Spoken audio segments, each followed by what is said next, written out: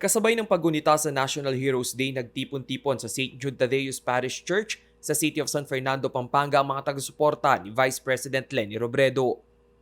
Isang misa ang kanilang inalay sa launching ng Pampanga for Leni 2022 movement na dinaluhan ng nasa 40 katao habang daan-daan naman ang nakilahok sa Facebook streaming.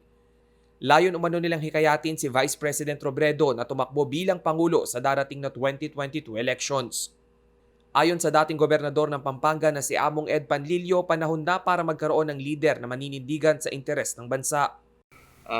Pagmamahal niya sa bansa, hindi matatawaran. So expect a presidency that will not tolerate the Chinese. Si Robredo rin umano ang napapanahong umupo sa pinakamataas na posisyon ng Republika lalo na't kinakailangan nating bumangon sa dagok na dala ng COVID-19 pandemic. Itinuturing ding umanong kakampi ni Robredo ang lahat anumang political color ang bitbit ng mga ito.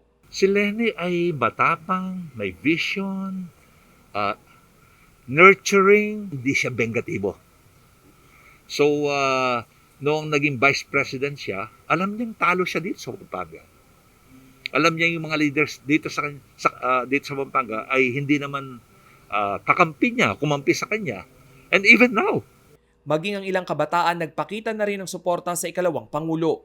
Ayon sa youth leader at spokesperson ng Pampanga for Leni 2022 na si Kiel Kiwa, dapat ikonsidera ng mga botante ang kwalifikasyon ng susunod na Pangulo ng bansa.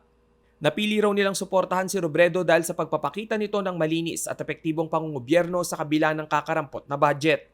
Sa 2021 budget ng gobyerno, pinakamaliit na bahagi ang napunta sa Office of the Vice President na umabot lamang sa 679 million pesos. Ang dami niyang nagawa.